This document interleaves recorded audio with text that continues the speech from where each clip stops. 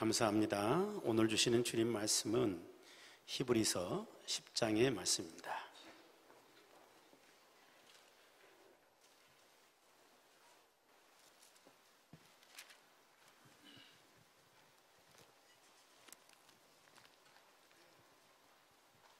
히브리서 10장 19절부터서 25절까지 말씀입니다. 찾으셨으면 아멘. 자, 우리 다 같이 합독하시겠습니다. 그러므로 형제들아, 우리가 예수의 피를 힘입어 성소에 들어갈 담력을 얻었나니 그 길은 우리를 위하여 휘장 가운데로 열어놓으신 새로운 살 길이요, 휘장은 곧 그의 육체니라. 또 하나님의 집 다스리는 큰 제사장이 계심에 우리가 마음의 뿌림을 받아 악한 양심으로부터 벗어나고 몸은 맑은 물로 씻음을 받았으니 참 마음과 온전한 믿음으로 하나님께 나아가자. 또 약속하신 이는 미쁘시니 우리가 믿는 도리의 소망을 움직이지 말며 굳게 잡고 서로 돌아봐 사랑과 선행을 격려하며 모에게를 패하는 어떤 사람들의 습관과 같이 하지 말고 오직 권하여 그날이 가까움을 볼수록 더욱 그리하자. 아멘. 감사하고요. 오늘 또 우리 교우가 저에게 보내주신 유머를 함께 나누는 그런 기쁨을 갖겠습니다. 어느 집에 그 아내가 있었는데 이 아내가 굉장히 좀 과격하고 좀 사나운 그런 아내였답니다. 그래가지고 남편을 막 기를 죽이는 거예요. 무슨 말만 하면은 늘 가로막으면서 당신이 뭘 한다고 그래? 당신이 뭘 한다고 그러냐면서 윽박을 지르는 거예요. 그러니까 이 남편이 기가 푹 죽고 살아요. 그런 스트레스가 굉장히 많이 쌓이다 보니까 어느 날 스트레스로 떨어지고 만 거예요. 병원에 이렇게 실려갔습니다. 그래서 의사 선생님이 이 사람을 살려보려고 별 방법을 다 써도 결국은 살리지 못하고 죽었습니다. 그래서 하얀 천을 씌우고 사망선언을 딱 했습니다. 근데 그 아내가 후회가 밀려오기 시작한 겁니다. 나 때문에 죽었다고, 내가 내 남편 너무 구박해서 죽었다고 통곡을 하면서 남편을 막 흔들면서 이렇게 울다 보니까 이 흔들림에 남편이 깨어난 거예요. 그래가지고 이 씌워져 있는 하얀 천을 이렇게 슬며시 내리면서 아내가 막 울고 있으니 불쌍해가지고 손을 딱 잡으면서 여보 나 살았어 울지마, 살았어 울지마. 그러니까 그 아내가 정색을 하면서 손을 탁 치더래요. 그러면서 뭐라고 그러냐 하면은 당신이 뭘 한다 그래? 의사가 죽었다면 죽은 거지? 그렇게 얘기했대요.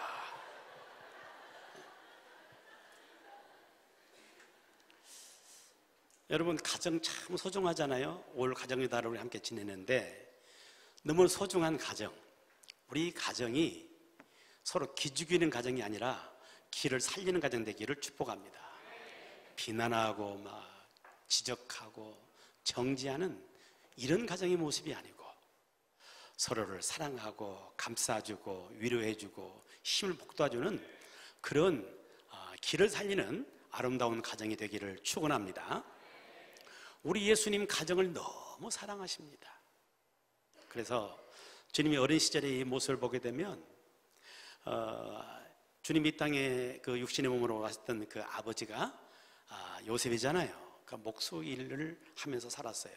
그래서 그 아버지를 돕고 또 순종하면서 받드셨더라라고 성경이 말하는 것처럼 부모님께 효도하고 온 힘을 다해서 가정을 살리고 도움이 되는 그런 삶을 살아갔던 거죠. 근데 나이가 30이 되었을 때 우리 예수님께서는 이제 공생의 삶을 사시기를 시작을 합니다. 가정을 떠나신 거죠.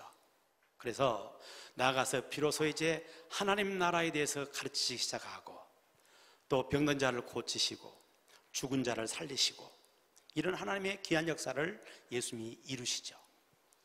그런데 집에 있던 그 예수님의 가족들이 예수님에 대한 이상한 소문을 듣기 시작을 해요. 예수님이 미쳤다는 거예요. 예수님이 귀신 들렸다는 거예요. 그래서 예수님이 이상한 행동을 한다는 바로 이런 소문이 들려온 겁니다. 그러니까 가족들이 굉장히 걱정이 되잖아요. 그래서 예수님이 계신 곳으로 찾아왔습니다. 그 어머니와 형제들이 함께 찾아왔어요. 근데 이 가족들이 예수님이 계신 그 집으로 들어오지를 못하고 밖에서 사람을 보내요. 그래가지고 예수님 밖으로 좀 나오시라고 사람을 보냈어요. 그 사람이 들어가서 예수님께 그 소식을 전해주죠. 예수님, 밖에 당신의 그 어머니와 형제들과 누이들이 이렇게 찾아왔는데 나가보세요 하고 알려드렸습니다. 그랬더니 예수님의 반응이 너무 엉뚱한 거야. 반갑게 나가서 맞으실 줄 아는데 그게 아니고 정색을 하시면서 누가 내 형제요 자매요 모친이냐 그러면서 그거에 모인 사람들 쭉 둘러오면서 하나님의 뜻대로 행하는 사람들이 내 형제요 자매요 모친이다 이런 이야기를 하세요. 주님은 또 하나의 가족에 대한 이야기를 하고 있는 거예요. 예수 믿는 사람에게는 또 하나의 가족이 있다는 겁니다. 여러분, 예수님은 가족에 대해서 등한하신 분이 아니고 가정을 등지신 분이 아니에요. 주님이 세상을 떠나는 그 순간까지 가족을 품으셨고 소중히 여기셨습니다. 심지어 주님이 십자가를 치시는 그 고통의 그 시간에 홀로 계실 그 어머니 걱정에 그 어머니를 제자에게 부탁했던 그 어머니, 그 예수님. 예수님은 가정을 굉장히 소중히 여기신 분이세요. 그런데 누가 내 형제요 자매요 모친이냐 하면서 하나님 뜻대로 행하는 자들이 내 부모요 형제요 모친이다 이런 이야기를 하신 것을 보게 되면 육신의 가족도 있지만 우리에겐 또 다른 가족이 있다는 거예요. 그게 바로 누구냐? 예수 그리스도를 믿는 자요, 예수님을 따르는 자, 바로 이런 사람들이 또 다른 가족이라는 것입니다. 여러분, 왜 예수님을 믿는 사람들이 또 다른 가족이 되는가? 예수 그리스도를 믿는 사람 속에는 누구의 피가 흘러가요? 예수 그리스도의 피가 흐르고 있는 거예요. 아멘. 오늘 본문에도 보게 되면 19절에 이런 말씀 주셨죠. 그러므로 형제들아, 우리가 예수의 피를 힘입어 성소에 들어갈 담력을 얻었나니, 우리에겐 뭐가 있냐면은 예수 그리스도의 보혈의 피가 흐르고 있는 거예요. 이것이 예수 믿는 사람이에요. 우린 다 죄인입니다. 소망 없는 죄인이에요. 결국 죄값을 스스로 지불할 수밖에 없는 그런 존재인 거고, 영원한 멸망과 영원한 심판 가운데 거할 수밖에 없는 그런 사람들이에요. 근데 예수님께서 이 땅에 오셔서 우리 죄를 대신하여 십자가 지셨고, 주님이 십자가에서 모든 보혈을 흘리시면서 그 주님의 보혈의 피로 우리의 죄를 덮어주셨고 우리를 죄에서 구원하여 주신 줄로 믿습니다. 예수 그리스도를 믿는 사람 속에는 이 주님의 보혈의 피가 흐르고 있는 거예요. 주님의 보혈의 피가 흐르고 있기 때문에 우리는 또 다른 가족이란 이야기죠. 육신의 가족을 말할 때 피를 중요하게 여기잖아요. 그래서 부모의 피가 형제들 속에 다 흘러갑니다. 그래서 한 가족을 이루게 됩니다. 마찬가지로 영적인 가족인 또 다른 가족 속에는 예수 그리스도의 보혈의 피가 그 속에 쭉 흘러가고 있는 겁니다. 예수 그리스도를 믿는 바로 그런 사람들, 그래서 또 다른 가족이 되는 거예요. 아멘. 또 다른 가족인 이 영적인 가족 굉장히 소중한 겁니다. 육신의 가정도 굉장히 소중하잖아요. 이 땅에서 한 피를 나눈 사람들이 불과 몇 명 되겠어요. 정말 소중한 관계, 육신의 피를 나눈 이런 가족입니다. 근데 그에 못지않게 중요한 또 다른 가족, 영적인 가족은 더 중요한 겁니다. 왜 그러냐면은 아무리 소중한 피를 나눈 육신의 가족일지라도 만약 그 속에 예수 그리스도의 보혈의 피가 흐르지 않는다면 이 땅에서 잠시 잠깐 가족일 뿐이에요. 죽으면 영원히 그를 갈라놓습니다.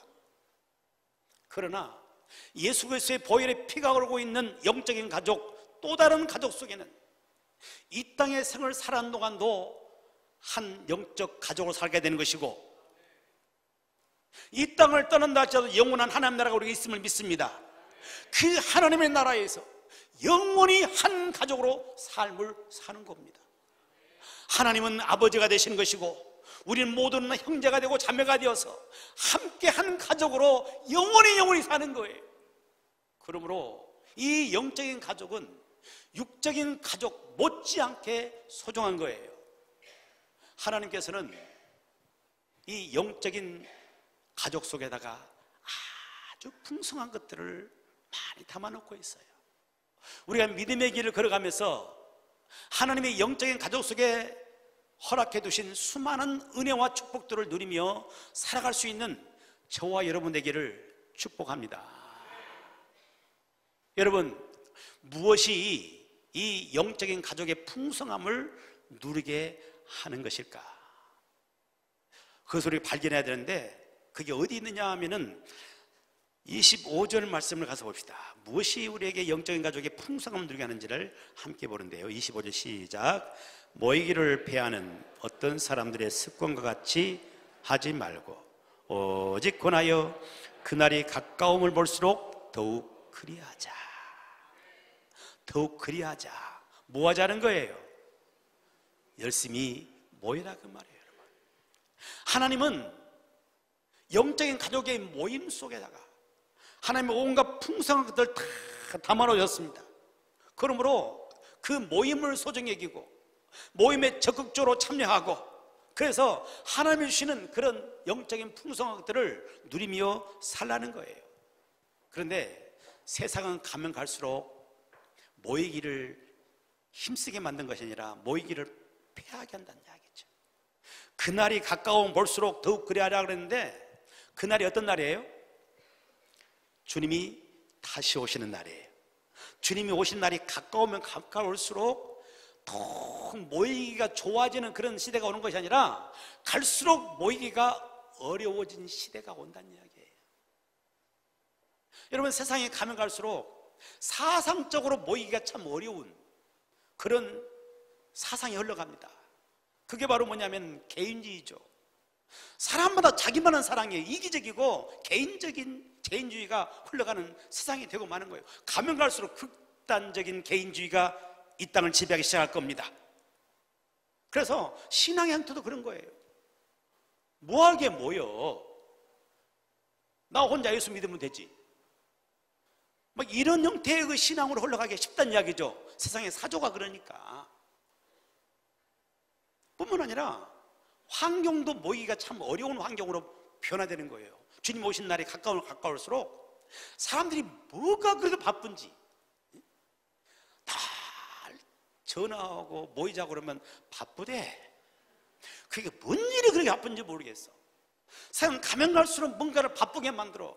별것도 아닌 일에 바빠. 그냥 바쁘게 만들어서 모이지 못하게 만드는 그런 일들이 굉장히 많아질 거라 그 말이에요. 그런 가운데서도 너희는 어떻게 하라고요?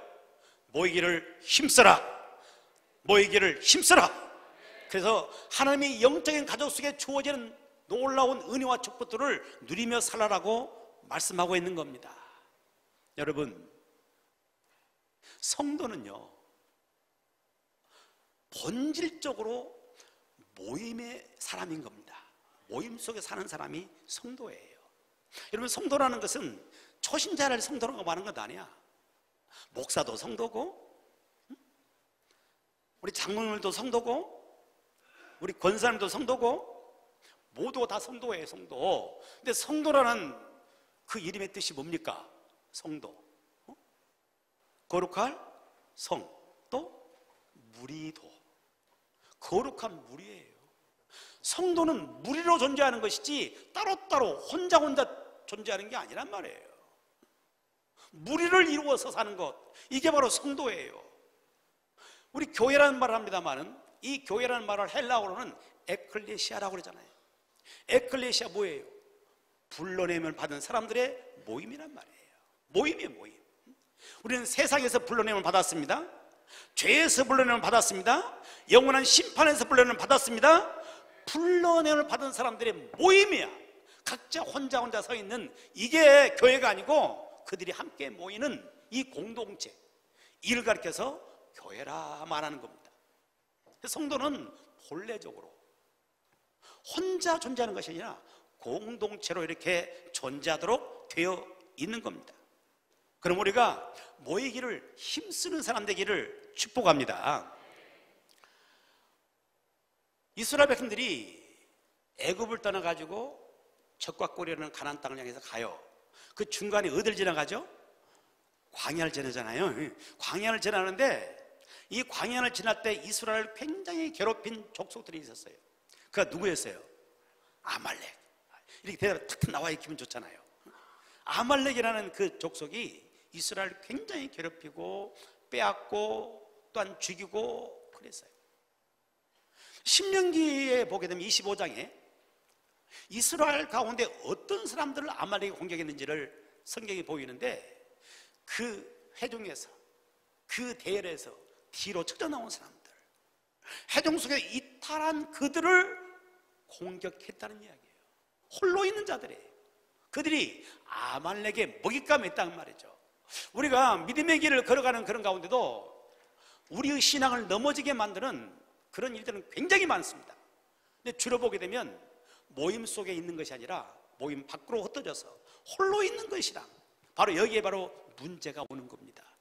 그러므로 저와 여러분이 믿음의 길을 걸어가면서 모임에 힘쓰기를 축복하고 모이기를 잘하는 그런 성도의 삶을 살기를 축복합니다. 우리가 이 모인다고 말할 때 우리 성도의 이 모임에는 두 가지 형태의 모임이 있습니다. 우리 흔히 그걸 가리켜서 두 날개라는 말을 합니다. 두 날개. 그림을 들어보셔서 두 날개. 이 새는 어떻게 한 날개를 날아요? 두 날개를 날잖아요. 두 개 날개. 독수리는 힘이 있으니까 한 날개를 나르죠. 힘이 있으니까 한 날개로 되나요? 안 돼. 아무리 힘쓴 독수리일지라도 두 날개로 날아야 됩니다. 두 날개. 우리 그리스도인의 이름 모임에는 이 두 날개가 있어요. 하나는 대그룹의 날개. 그래서 온 성도들이 함께 모여서 드려지는 예배, 온 성도가 같이 모이는 겁니다. 그런 예배가 바로 하나의 날개인 것이고, 또 하나의 날개는 소그룹의 그런 모임이에요. 곧 우리로 말한다면 구역과 같은 바로 그런 모임이죠. 소그룹이에요. 이 두 날개가 함께 있을 때 성도들이 독수리 날개침에 올라가게 되는 것이고, 그 안에 주신 하나님의 풍성한 은혜를 공급받으면서 삶을 살게 되는 거예요. 여러분, 저와 여러분이 신앙의 길을 걸어가는데 이 두 날개가 있기를 축복합니다. 함께 전체가 같이 모이는 이런 대그룹의 예배가 있고, 또한 구역이라는 공동체 예배, 이 속에 들어가줘야 돼요. 우리 교회가 항상 지향해야 되고 다시 또 돌아가지 할 그 교회가 있는데, 그 교회는 어떤 교회냐면은 초대교회라 그래요. 초대교회는 참 생명력 넘쳤습니다. 생동감이 있었어요. 날마다 구원받는 사람들 숫자가 많아지는 생명력이 있는 그런 교회였어요. 근데 이 초대교회를 보게 되면 이 두 날개가 분명하게 자리 잡고 있었어요. 그래서 사도행전 2장에 보게 되면은 초대교회의 모습을 이렇게 조명해 줍니다. 그때 이 초대교회의 모습을 말씀하실 때 저들이 날마다 마음을 같이하여 성전에 모이기를 힘썼고, 어디에 모이게? 성전에 모이기에 힘을 쏟아요. 그리고 또 그랬어요. 또 거기만 있는 것이 아니라 또 집에서 떡을 떼며 기쁨과 순전한 마음으로 음식을 먹더라 그랬어요. 초대교회는 두 날개가 분명했어요. 성전에서 함께 전체가 모이는 이런 대그룹의 모임이 있었고, 또 하나는 집에서, 원로 말하면 구역 같은 그런 소그룹의 그런 모습으로 떡을 떼며 서로 교제하는 바로 이러한 모임, 이게 분명히 살아있어요. 그러니까 성도들이 은혜를 받는 거예요. 성도들이 힘 있는 거예요. 그래서 초대교회의 그 풍성함이 있게 되었다는 것입니다. 여러분, 우리가 성도로서 이 땅의 믿음의 길을 걸어가는 가운데 이 두 날개가 분명히 살아있기를 축복합니다. 한쪽 날개는 안 되는 거예요. 두 날개가 있어야 돼요. 제가 내년이 되게 되면은 목회를 시작한 지 40년째 됩니다. 40년째. 별로 놀래도 않은가 봐봐. 하여튼 당연한가 봐. 이 40년을 한 번 해온다는 건 쉬운 일 아닌데. 내년이 40년째예요. 근데 오랫동안 이렇게 목회를 해오면서 느껴져 깨닫는 것들이 있어. 우리 성도들이 정말 힘있게 믿음의 길을 걸어가기 위해서 뭐가 중요한지 이런 것들이 손에 잡혀요. 성도들이 정말 힘있게 믿음의 길을 걸어가기 위해서는 대그룹인 전체가 함께 모이는 예배도 중요하지만 이 예배도 굉장히 중요해요. 하지만 소그룹인 구역 예배가 더 중요해요. 내가 볼 때는 더 중요해요. 소그룹인 구역 예배가 살아있어야 그 신앙이 훨씬 힘있는 신앙이 되더란 이야기예요. 여러분, 대그룹인 이런 전체가 모이는 예배도 굉장히 중요해요. 그런데 대그룹인 예배만 드리고 소그룹 예배가 없으면은 교회 나와서 혼자 은혜를 받습니다. 흠박 은혜를 받고 가요. 하지만 항상 그 마음속에는 뭔가 쓸쓸하고 외로움이 있어. 소속감이 없는 겁니다. 교회에 대한 소속감도 부족해져요. 그리고 신앙이 성장해 나가기가 참 쉽지 않아요. 하나님과의 관계는 좋을지 모르지만 사랑 관계가 희박해져 가니까 이 속에 신앙이 깊게 넓게 뻗어갈 수가 없는 그런 구조가 되는 거고, 무엇보다도 위험한 게 있다면 바로 뭐냐면은 사람이 신앙의 삶을 살아가는 가운데 믿음이 큰 위기를 만나는 순간이 있어. 믿음이 막 흔들리는 순간이 와요. 그게 누구에게나 오는 겁니다. 믿음이 흔들리는 그런 순간에 혼자 믿는 그런 신앙은 누가 잡아줄 사람이 없어요. 그래서 쉽게 넘어지는 겁니다. 그래서 전도서 4장에 보게 되면 그런 말씀 주셨잖아요. 두 사람이 한 사람보다 나으면 저희가 넘어질 때 다른 사람이 그를 붙잡아주기 때문이라고 그랬어요. 그게 두 사람이 낫다고 말해요. 그러나 혼자 있어서 넘어지나 붙들을 자가 없는 자에게는 화가 있으리라 그랬어요. 우리 믿음의 길을 걸어 가운데 우리는 완전하지는 못해요. 순간순간 흔들리는 겁니다. 여기에 나를 붙잡아 줄 수 있는 그런 공동체, 이 소그룹의 공동체가 분명히 살아있어야 그 신앙이 그 위기를 극복해내는 것이고 더 풍성하고 힘있는 그런 믿음의 삶을 살아갈 수 있게 되는 겁니다. 그러므로 대그룹인 이런 함께 모이는 예배도 우리 중요하지만은 소그룹인 구역 예배를 또한 소중히 여기면서 함께 열심히 참여할 수 있기를 축복합니다. 이 구역 예배 속에는 참 풍성한 은혜가 있어요. 거기는 나눔의 은혜라고 그러는데 온갖 나눔의 은혜가 다 들어 있습니다. 거기는 말씀의 나눔이 있어요. 구역 예배 속에는 말씀의 나눔이야. 지금 이 대그룹인 예배에서는 말씀을 일방적으로 받고 가잖아요. 소그룹인 구역 예배 속에서는 말씀을 서로 나누는 거예요. 근데 그 말씀을 나누다 보게 되면 참 신기한 일이 발견되는데 그건 바로 뭐냐면은 나는 이번 주일 말씀을 통해서 이런 부분의 은혜를 받았어요. 그런데 다른 사람 보니까 전혀 엉뚱한 데 은혜를 받고 있는 거예요. 다른 사람은 또 다른 사람은 또 다른 부분에서 은혜를 받고 있어요. 나는 그거 잊어버렸는데 저분은 그것 때문에 막 은혜를 받고 기뻐하고 그런단 말이에요. 다양한 은혜들이 그 속에 함께 이렇게 나누게 되면서 은혜가 얼마나 풍성인지 몰라요. 대그룹의 예배만 드리고 가는 사람들에게는 예배 드릴 때는 은혜를 할지는 모르지만은 딱 교회를 나가는 순간 지우개를 싹 지워져 버려. 뭔 소리 했더냐. 아니, 그것도 괜찮아. 그래야 또 설교하지. 그러나 구역 예배 속에서 함께 말씀의 은혜를 나누는 사람들은 다시 한번 그 말씀을 되새김질하는 겁니다. 그래서 그 말씀이 마음속에 깊이 깊이 박혀가기 때문에 그 신앙이 성장할 수밖에 없는 거예요. 말씀을 나누는 거고, 또한 구역 예배 속에는 삶을 나눠요. 살아가는 다양한 이야기들을 서로 마음을 풀어헤치고 함께 나누다 보게 되면은 나 혼자 어려움을 겪는 걸로 생각했는데 다른 사람에도 어려움이 있어, 힘든 부분이 있어. 그런데 그 사람들이 보니까 믿음으로 다 이겨나가거든요. 그걸 보면 내가 용기를 얻어서 내 속에 있는 어려움도 내가 용기를 내서 극복할 수 있는 사람이 되는 겁니다. 구역 예배 속에서는 또한 기도 제목의 나눔이 있잖아요. 서로 각자가 가지고 있는 이 기도 제목들, 이런 것들을 서로 같이 나누는 거예요. 나에게는 이런 기도 제목이 있는데 기도해다오, 기도해다오, 서로 나누는 거예요. 그러면 그 기도 제목들을 모아가지고 구역에서 함께 합심해서 막 통성으로 기도할 때 하나님의 역사는 더 강하게 나타나는 줄로 믿습니다. 뿐만 아니라 그 자리에서만 기도하는 것이 아니라 서로 흩어지잖아요. 구역 예배 끝나고 흩어지게 되면 그 사람의 각각의 기도 제목을 구역원들이 함께 같이 공유하고 가서 같이 중보하며 기도하잖아요.